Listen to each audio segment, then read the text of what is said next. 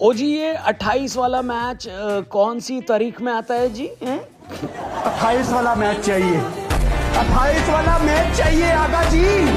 भाई आगा जी 28 वाला मैच तो इन जनाब को नहीं दे पाए, लेकिन इंडिया ने अपने वादे के मुताबिक कल हर पाकिस्तानी को वही जिल्लत दी है जिसके वो हकदार हैं। इंडिया ने कल 5 विकेट से एशिया कप का फाइनल जीतकर एक बार फिर से न सिर्फ पाकिस्तानी बड़बोलों के मुंह बंद किए, बल्कि ऑपरेशन सिंदूर पर जीत का तिलक भी कर दिया। वहीं पाकिस्तानियों को यह भी बोला गया, क्या इतने बेगैरत हो? अगर किसी को यह देखना है कि पाकिस्तानियों के 11 बेसिस कैसे उड़े, तो कल दुनिया ने इसे लाइव देखा। पाकिस्तानियों ने तैयारी शर्मा जी की करी थी और पेपर में वर्मा जी आ गए। तिलक वर्मा और शिवम दुबे की कल की परफॉर्मेंस ने एक बार फिर से भारत का झंडा पाकिस्तान की छाती में गाड़ दिया। कल का पाकिस्तान का स्कोर कार्ड भी देख लो, पता चल ही जाएगा आपको कि कैसे पूरी की पूरी टीम सरेंडर हो गई हमारे सामने। और होगी भी क्यों नहीं, जब 93,000 लोग सरेंडर कर सकते हैं तो ये तो फिर भी 11 लोग थे ना। मेरे प्यारे पाकिस्तान के कुछ खास मखसूस बगैर तो वहीं रही सही कसर कल मोदी जी ने भी पूरी कर दी। उनका एक ट्वीट आया जिसमें उन्होंने लिखा कि चाहे ऑपरेशन सिंदूर हो या ग्राउंड, रिजल्ट एक ही होता है, इंडिया विंस। ये एकदम वैसा ही है जैसे किसी को मन भर कूटो और फिर उसके जख्मों पर नमक रगड़ दो। नमक शमक डाल देते हैं। पाकिस्तानी को कहना है कि हमारा दिल टूट गया। मैं तो कहता हूं दिल नहीं टूटा है, आपकी वो टूटी है जो मैं यहां बोलूंगा नहीं, लोग सिर्फ कमेंट सेक्शन में लिखेंगे। ऐसा जवाब दिया, बुला बुला के मार रहे थे वो लोग इधर। क्या नाम है तेरा? वेल दोस्तों, ऊपर वाले की लाठी में आवाज नहीं होती। कल इंडिया जिस हैरिस रऊफ के ओवर में जीती है वो वही है जिसने प्लेन गिराने के इशारे किए थे, जबकि इसकी खुद की परफॉर्मेंस गिरी हुई है। कुदरत का निजाम अगर है तो उस निजाम में अगर आवाज है तो उसका करारा थप्पड़ उसके मुंह पर पड़ा है, और अब इस थप्पड़ की गूंज आपको सालों तक सुनाई देगी। इस गूंज की गूंज तुम्हें सुनाई देगी। पॉलिटिक्स को साइड में रख दो, एक क्रिकेटिंग नेशन होने के नाते भी पाकिस्तानी क्रिकेट टीम के फैंस कभी रियलिटी में जीते ही नहीं। 8 साल पहले 2017 चैंपियंस ट्रॉफी जीतने के जो पटाखे वो आज तक फोड़ते हैं, वही उनको रियलिटी चेक करने ही नहीं देती। मैं लिख कर देता हूं कि कल की हार के बाद भी आप इनके फैंस को सुनेंगे तो ये उसी मैच की बात करेंगे, क्योंकि भागना इनका पार्ट टाइम गेम है। चाहे गेम हो या वॉर, भगोड़ों के देश में तो भगोड़े ही आएंगे ना भाई साहब। मैं बगैर तू पाकिस्तानियों, आप लोगों को ये जिल्लत बहुत कड़वी लग रही होगी, लगनी भी चाहिए, क्योंकि आपने जंग और खेल को एक तराजू में तोला है। आपकी सोच में भारत के लिए वो नफरत दिखती है जो क्रिकेट जैसे खेल को भी अपनी नफरत का स्टेज बना देती है।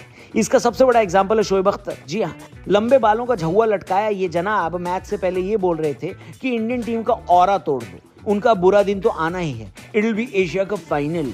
ये देखने के बाद भी मैं चुप था, क्योंकि जवाब परफॉर्मेंस से दिया जाता है दोस्तों।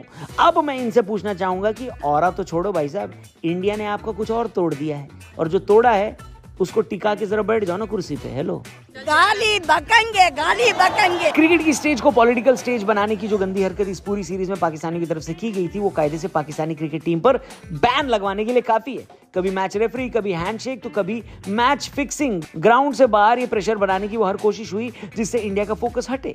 ये पहली बार था कि क्रिकेटिंग मैनेजमेंट एजेंसी का ध्यान क्रिकेट चलाने की जगह प्रोपेगेंडा चलाने पड़ता। एक प्रोफेशनल टीम के प्लेयर्स के लिए इतना सब कुछ देखना नॉर्मल नहीं होता, क्योंकि वो गेम खेलते हैं, लेकिन इन लोगों ने तो हर चीज को अपनी फ्रस्ट्रेशन निकालने का स्टेज बना रखा है। इनको यूएन का स्टेज दो तो भीख मांगने लगते हैं, क्रिकेट की फील्ड दो तो माफी मांगने लगते हैं। भाईजान, हमसे इतना उम्मीद मत लगाओ, हम नहीं देंगे माफी। अब जिस हैंडशेक को लेकर पाकिस्तानियों ने इतना बवाल किया था, हाथ छोड़ो, कल इनके बोर्ड के प्रेसिडेंट मोहसिन नकवी ने इन्हें नजर मिलाने लायक नहीं छोड़ा। पहले तो एक ही सीरीज में लगातार 3 बार हार, उसके बाद पोस्ट मैच प्रेजेंटेशन में नकवी की जहालत ने इनके पूरे मुल्क को शर्मिंदा कर दिया।